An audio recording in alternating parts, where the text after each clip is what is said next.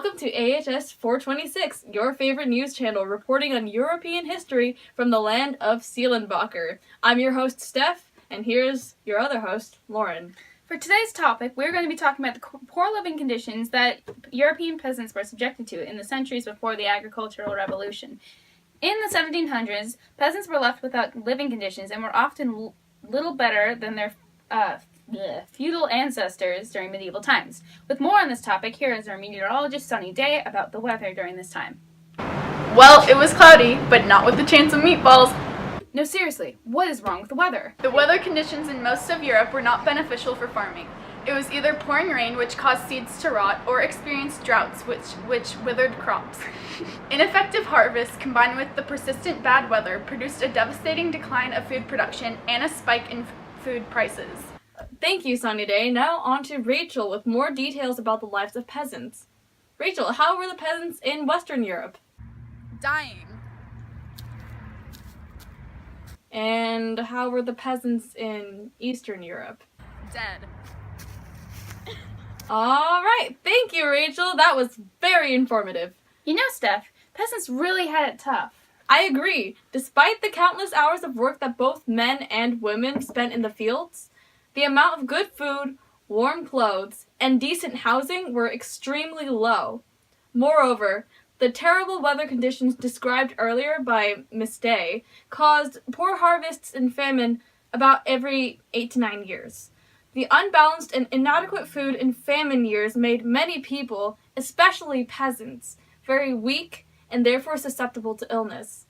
Among some of these illnesses were influenza and smallpox. As a result of extreme famine and disease, as much as 1/3 of the population of a given village may perish.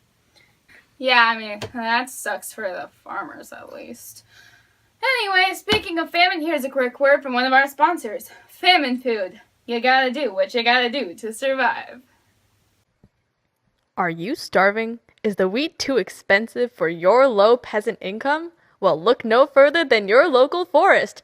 Famine Foods. They come in several yummy flavors such as chestnuts, tree bark, grass, dandelions, and cannibalism.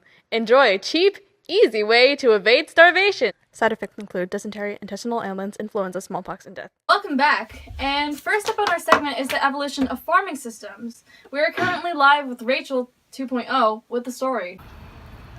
Hi, Rachel here, reporting on a community building event that took place across medieval Europe, the open field system. This system divided a village's farmland into several large fields that were each cut into long, narrow strips. This way, crops were open to all farmers to farm the field as a community, and were not closed in by fences or hedges. Let's hear an opinion from a local peasant. Yeah, the open field system was great and all, but just look at that large piece of land that's just lying fallow. And look at that soil. Look how exhausted it looks. Doesn't that just make you sad? Yeah, it makes me sad. Planting wheat year after year depleted the soil of its nitrogen and made it unfit for further cultivation. This, along with the lack of sufficient amounts of manure, meant that a year fallow was required, which meant that there's less land to produce much needed food. But hey, us peasants are still surviving, and we still have rights, so it's all good.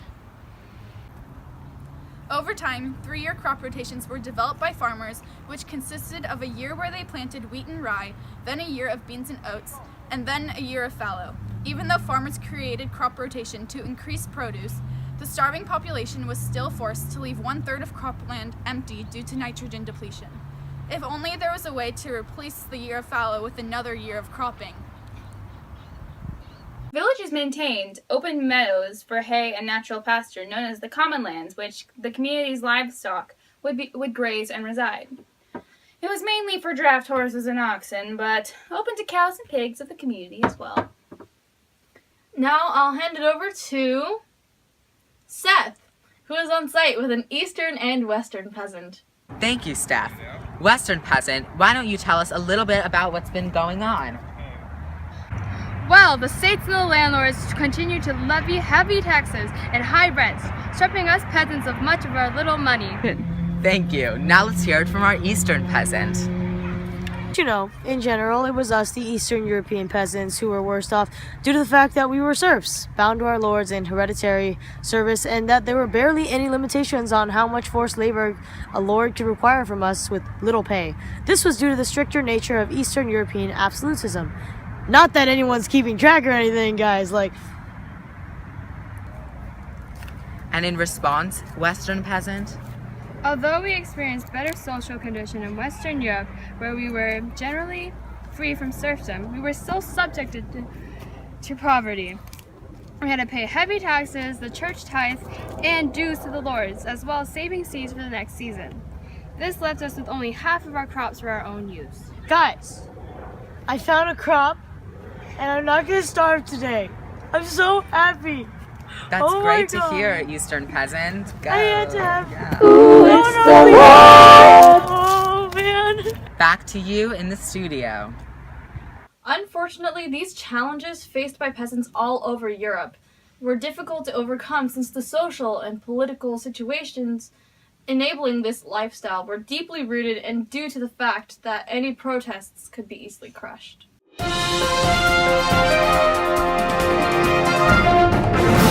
This just in, the agricultural revolution. Who are we revolting against? Actually, the agricultural revolution wasn't really the kind of revolution you're thinking of. The agricultural revolution was more of a revolution in thought, a great milestone in human development. It was a milestone because... hey, what's the agricultural revolution? See, you didn't even know. I'm the one who pulled out a freaking gun. Still Ooh, got it. Look at this. Give me that. Fun. You're not Great. actually. Oh my god. It's the easiest section. One job. I get it's boring. Yeah, okay, alright. The agricultural revolution was a gradual progression in the advancement of agricultural methods throughout Europe in the mid-17th centuries and on, like stuff like that. The elimination of fallow occurred gradually throughout this time period, which allowed for an increase in the land under cultivation. The elimination of fallow was finally made possible by increasingly sophisticated and efficient system of crop rotation, which alternated nitrogen-depleting crops with grain, nitrogen-restoring crops like beans, peas, potatoes, turnips, clovers, and grass. This way, the soil would be revitalized while under cultivation, and the amount of land under cultivation increased by 50%. What are you doing? This produced a larger crop yield, which meant that farmers had more crops like hay, root crops, and fodder for the winter months. These crops were beneficial for animals by providing more nutrients for them and allowed farmers to build their herds of cattle and sheep. Increased amounts of livestock had multiple benefits. More meat led to an improved diet for many. The amount of manure, which fertilizes the soil, also increased, which further improved the quality of the soil and allowed for an increase in grain for food. And in addition, continual experimentation led to more scientific farming. And that's where enclosures come in. With the open field system, experimentation was not practical because any method of farming would have been approved by everyone who farmed on that common land. An emerging group of experimental scientists, some of whom were government officials, and other large landowners advocated to enclose and consolidate their scattered holdings in compact, fenced-in fields, in an effort to create a more easily engage in experimentation to farm more effectively. This produced the new enclosure system. As they fenced off portions of their fields, farmers would also enclose their share of the commons and the communal natural pasture. But not everyone liked this arrangement. Some of the rural poor had inadequate and small holdings on the community land. Enclosing this land would essentially result in the loss of their land, and also for many peasants the price of enclosing was just too high. The rural poor opposed this system whenever possible. In addition, some noble landlords were deterred from the system by the large investments and risks posed by the system. These opposing landlords and peasants allied against enclosures. See. Such opposition was caused for the two systems of enclosures and open fields to coexist for many years, and could even be seen in France and Germany in the late 18th century, where the opposition of peasants and landlords had been successful. Only the Low Countries in England truly recognized the benefits of the new system. And that was the agricultural revolution in a nutshell. This brings us to our next segment, the cost of enclosures in England. What was the cost of technical progress in England, and to what extent did it result in social justice? By around 1750, around half of European farmland was enclosed. By 1700, a distinctive pattern of land ownership and production existed in England. At one end, where the English land-owning aristocracy supported expensive investments in new technology that would directly benefit higher crop fields that would support higher rents. This class contributed to the development of enclosures by using their political power and control of Parliament to pass many enclosure acts that authorized fencing of fields and division of common lands in proportion to one's property in the open field. However, this process was already in full swing before the bulk of these acts. At the other end were the landless cottagers who worked for wages. By 1700 in England, the ratio of whom were 2 landless workers in England for every independent farmer. They could graze only a cow and a pig on village commons. In between were 2 other groups, a small group of independent farmers who owned their own land, and tenant farmers who rented land from large landowners, hired wage workers, and sold their output on a cash market. The small independent farmers that had been declining in number since the early enclosures were ultimately replaced by the rising profit-minded and market-oriented tenant farmers in the 18th century. These tenant farmers were the key to mastering new farming methods. With the financial support of landowners, they fenced fields, built drains, and improved soil with fertilizer. Both this and farming without fallow and farming new crops like turnips that required more manpower allowed for more employment opportunities for wage workers in some areas. Therefore, enclosures did not force people off land and into towns by eliminating jobs, as has been claimed. However, because of this elimination of common rights and reduced access of the poor to the land in the 18th century, the enclosure movement in England completed the emergence of the previously mentioned landless rural proletariat and the rise of market-oriented estate agriculture. By 1850, a small group of wealthy English landowners held the majority of the land and pursued profit by leasing their holdings through agents at competitive prices to medium-sized farmers. These medium-sized farmers relied on the landless wage workers who usually ended up working a long dawn to dusk day. Furthermore, the landless proletariat loss of independence and common rights caused them to be completely dependent on cash wages. Ultimately, the enclosure system in England caused a proletarianization, or a transformation of a large number of small peasant farmers into a landless rural wage laborers that went further than any other European country, and this new group felt the cost of enclosures unjust and burdensome. As we move on to our next segment, new methods of the agricultural revolution originated in the Low Countries. Holland ranked number 1 as the most advanced country in Europe in the 17th century. Yeah, but who cares about Holland when we can go to England? But we care about Holland. Nobody cares about Holland. England's way cooler. Holland has all the cool stuff. We sent a team out to England. No, you sent a team out to England. I wanted to go to Holland. I sent the investigative journalism team to England for some light on this problem. Here's a random person we found on the streets of London not moments ago. Hello, stranger. Why do you think England was prospering? Because we copied Holland. Oh, really? We did? You didn't know. I thought everybody knew that. I guess not, so let me explain. By the middle of the 17th century, intensive farming was well established in the Low Countries. Continuous crop rotations, enclosed fields, lots of manure, and a diverse range of crops.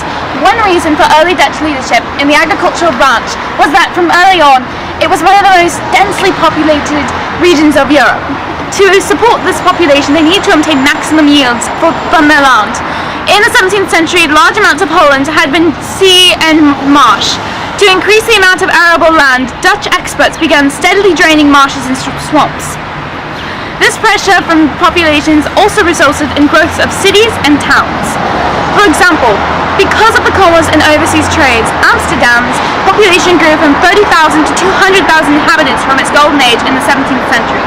Furthermore, the dense population led to growth of an urban population, which provided the markets for Dutch peasants to sell what they produced, allowing each region to specialize in what it did best. This furthered the Dutch economy from commercial success.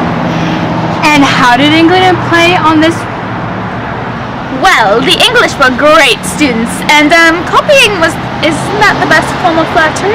Specifically, drainage and water control were subjects in which they received instruction.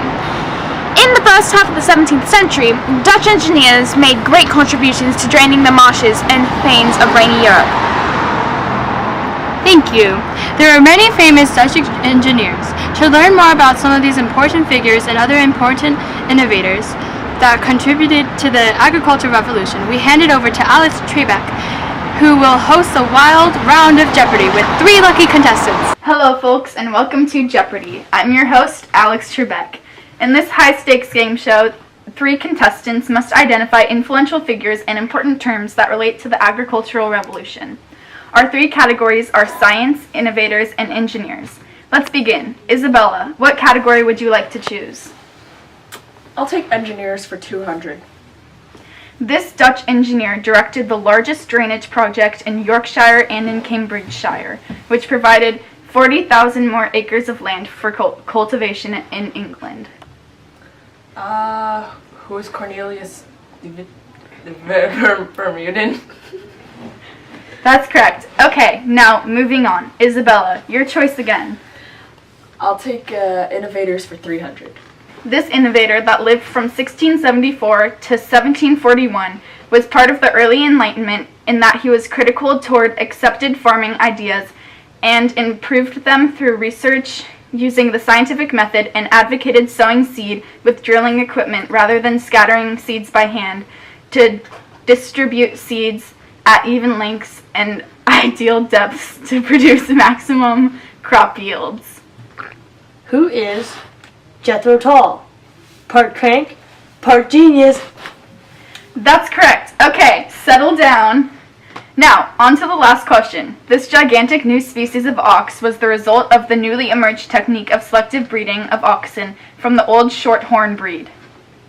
What is the Nuvis ox? That's correct. But what is selective breeding? Well then, for an explanation of selective breeding, we have a special report coming your way. Thanks, Alex. I'm here with Dr. BuzzFeed Unsolved, here to explain selective breeding, which was inspired by the success of English country gentlemen in breeding faster horses for races. Hello, Doctor. Would you care to enlighten us on the benefits of selective breeding? Yes. Alright. Hear me out. Selective breeding is great for society. Come closer. Alright. Okay. See, look. This right here represents selective breeding. And selective breeding is a method by which farmers strategically select their best livestock to breed, and therefore produces larger and stronger livestock. For example, livestock became bigger and fatter, which allowed for more meat, and thus a better diet, and more manure, which improved soil quality, and in turn allowed for the cultivation of more and better crops, and more crops mean more food, which means less starvation, and a better diet, and the people are happy, and it improves health. So, and, yeah. So, basically, all of this selective breeding is just more poop equals more food. Essentially. Yes, but now can I explain why the government is spying on us? And back to you in the studio. Okay, speaking of more people, the 18th century experienced a significant growth in population. Now, before we talk about the population explosion, though, we need to talk about life before this event. There's this myth that people always married young and had a heck ton of kids. If that was the case, then the population would always be growing too fast. In reality, however, the population grew quite slowly in a cyclical pattern where it would rise and fall. The 3 main causes of widespread death were famine, epidemic disease, and war. But you see, if they had followed our famine foods, then famine wouldn't be a problem. Thank you, famine foods. Hashtag spawn. Famine followed bad harvest caused by poor farming methods and periodic crop failures. It weakened the people, and disease just finished them off. Disease could also kill independent of famine, but famine was usually accompanied by disease. War was its own brand of terrible. This indirect effects of war were more harmful than organized killings. Soldiers spread disease, took food, and disrupted the agricultural cycle. The disruptive effects of war were most apparent in the aftermath of the 30 Years' War. In some large areas, the number of inhabitants declined by more than 2/3, and at least 1/3 of almost everywhere died. Yikes. But the population began to grow dramatically beginning in the 18th century. So, what changed? What caused people to die less or for more people to be born? While in some areas, disease took food and disrupted the agricultural cycle, the disruptive effects of war were most apparent in the aftermath of the 30 Years' War. In some large areas, the number of inhabitants declined by more than 2/3, and at least 1/3 of almost everywhere died. Yikes. But the population began to grow dramatically beginning in the 18th century. So, what changed? What caused people to die less or for more people to be born?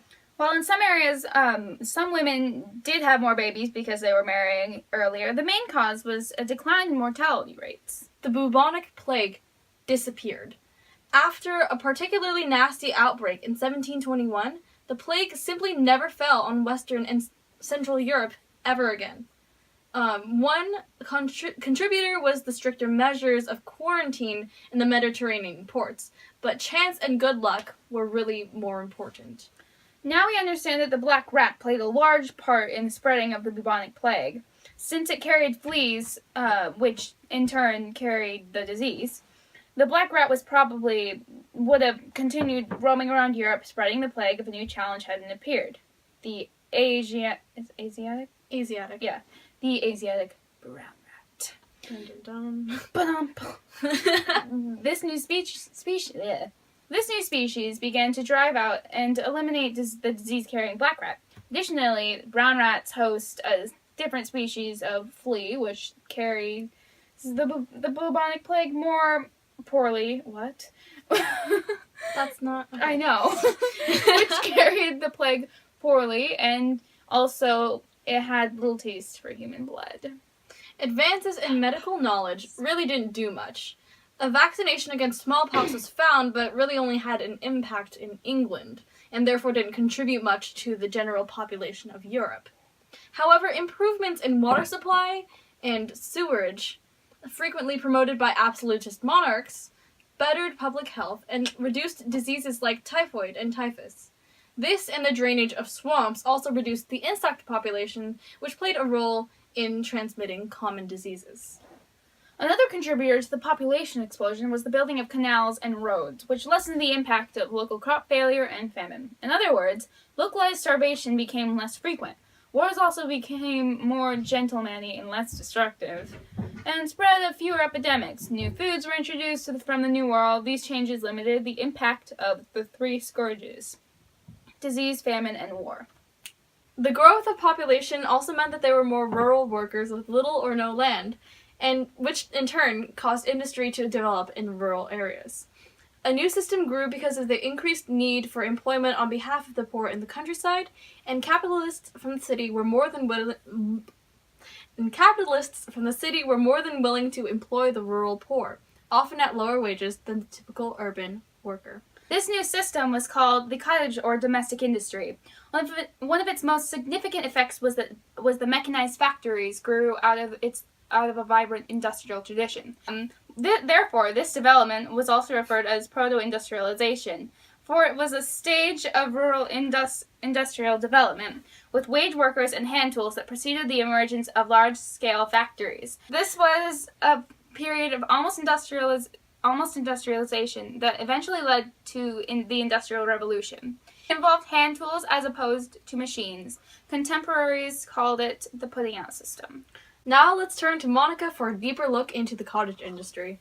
I am here right now, currently, with a merchant capitalist to explain on this system. So, the putting out system sounds like a weird name for an industry, but there's a good reason.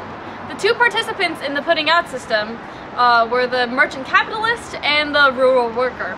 The merchant capitalist would loan or put out new materials, to several cottage workers, and the worker would return the finished product to the merchant. We've heard that there are multiple ways rural workers can manufacture products. Is this true? Yeah, definitely. There are endless variations to the system.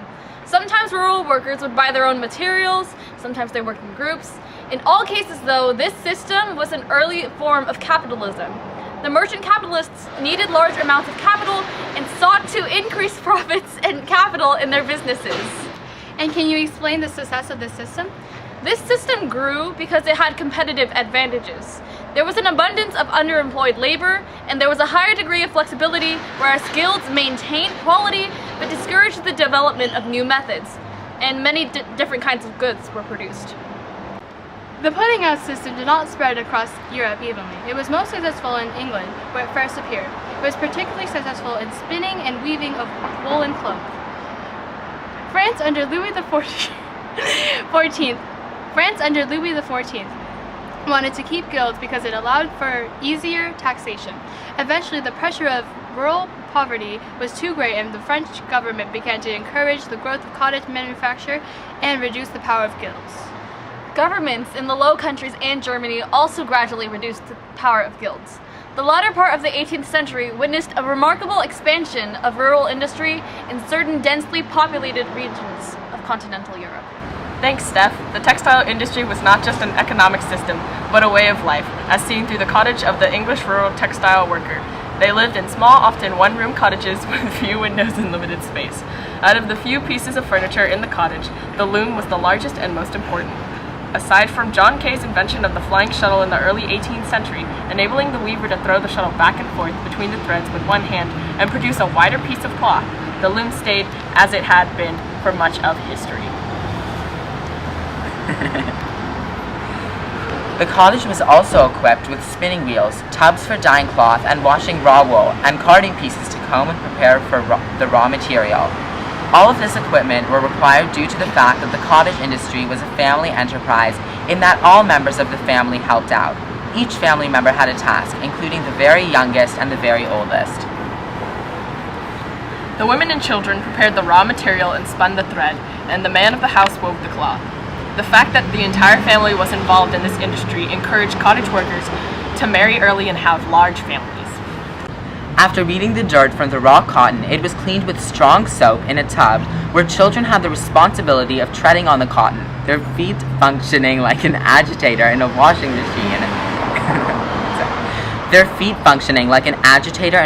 machine. Slightly older children and aged relatives carded and combed with the cotton or wool so that the mother and oldest daughter who knew how could spin it into thread. Each weaver depended heavily on the work of 4 or 5 spinners to keep themselves steadily employed. Finding more threaded spinners was a constant struggle. Widows and unmarried women were often recruited by the wife or the weaver's son, who went on horseback to find thread. This demand for thread may even lead couples to become capitalist employers. However, the relationship between workers and employers was often marked by sharp conflict. Such conflicts included fights over the weight and or quality of the material and cloth. Workers were often accused of stealing by merchants, who in turn were complained to have delivered underweight bales. From the merchant capitalist's perspective, another problem was that rural labor was cheap, scattered, and unorganized, which led to it being hard to control. Cottage workers were often observed working in spurts, meaning that after they got paid on Sunday, they would spend a few days relaxing and drinking. In fact, Monday was awarded the title Holy Monday due to the fact that inactivity was so religiously observed. This meant that by the end of the week, the weaver had to work extremely hard in order to make his quota. If he didn't, there was often little the merchant could do. When times were good and the merchant could sell all of his products, the weaver and his family did well and were more inclined to slack off. The putting out system in the textile industry definitely had its issues from the employer's perspective. Merchant capitalists were even more inclined to search for more effective methods of production. Overall, the agricultural revolution made a big impact across Europe. The increase in the production of agriculture due to the better techniques and tools provided people with more food and caused population to rise.